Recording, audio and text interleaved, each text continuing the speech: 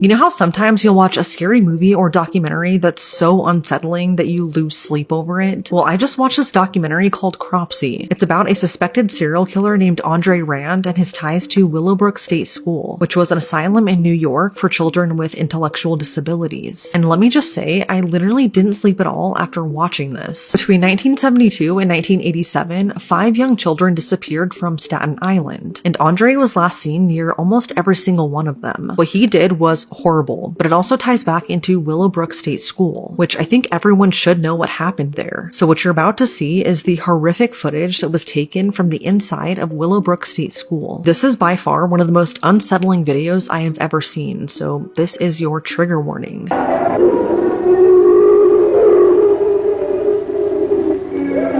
North of the city, on the way to Bear Mountain, is a lovely-looking place called the Letchworth Village Rehabilitation Center. Set among the hills and woods of suburban Rockland County, a passerby could easily mistake the place for a country club or a college campus. But the early morning mist gave the place an eerie feeling like a set from a horror movie, and once inside, that feeling became suddenly appropriate.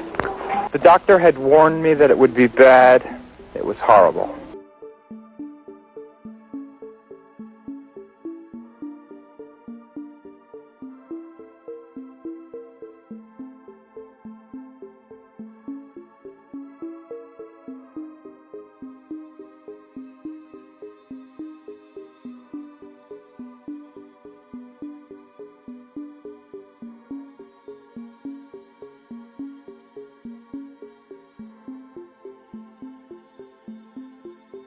This is Willowbrook State School. The name makes it sound like a lovely place, but really it was described as hell on earth. Willowbrook was a state-supported institution for children with mental disabilities on Staten Island. It operated from 1947 to 1987, and it sat on 375 acres. It was originally designed to hold only 4,000 children, but it eventually held up to 6,000, and most of the children here were abandoned by their families. No one really knew what was going on at the school until 1972, when an investigative journalist named Geraldo Rivera received a phone call from a doctor at the school. The doctor told Geraldo of the horrific conditions there, and he wanted the public to know what was truly happening to these kids. So Geraldo visited the school, and what he found was horrifying. Just upon walking into the school, Geraldo said that the smell was so atrocious that he can remember it even to this day. It was clear that the kids were being severely neglected and abused. They were living in filth and dirt, their clothes were all torn and ragged, and most of them were covered in their own feces.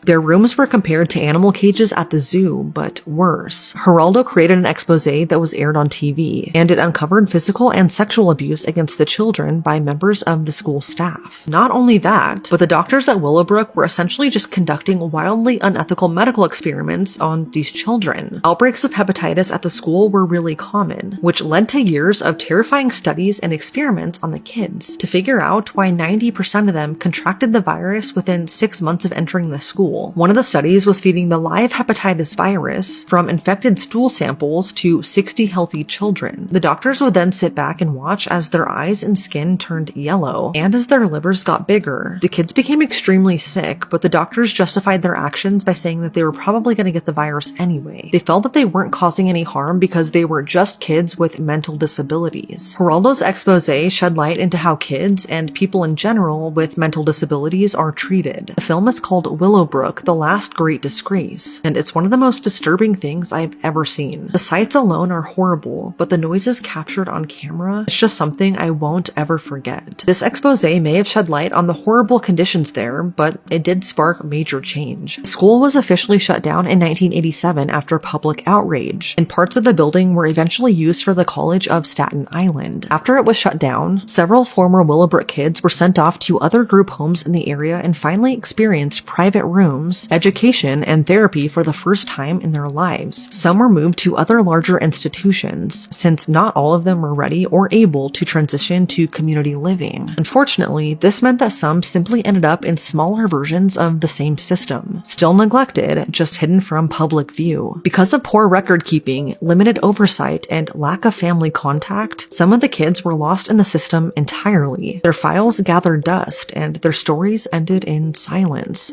Advocates have said that dozens of Willowbrook kids died within a few years of being relocated due to stress, poor care, or health complications, which is so heartbreaking to think about. What's also so crazy is the fact that Andre Rand, who is a suspected serial killer and connected to a series of child kidnappings, previously worked at Willowbrook as a janitor. One of his suspected victims, 12-year-old Jennifer Schwieger, was found buried in a shallow grave behind Willowbrook. At that point, the school had already been abandoned. So like I mentioned at the beginning of this video, I just watched a crime/horror documentary that was released in 2009 that was about Andre and his awful connection to Willowbrook. The documentary is called Cropsey, and it's honestly super disturbing and unsettling. An urban legend involving one creepy man who turned out to be Andre. As kids, they called this scary unknown man Cropsey. Cropsey was a monster that local parents warned their children about. He was a shadowy figure said to live in the woods of Staten Island, waiting, watching, and taking the kids that wandered too far from home. For years, people thought Cropsey was just a story, a ghost born from fear. But in the 1970s, that story began to feel too real.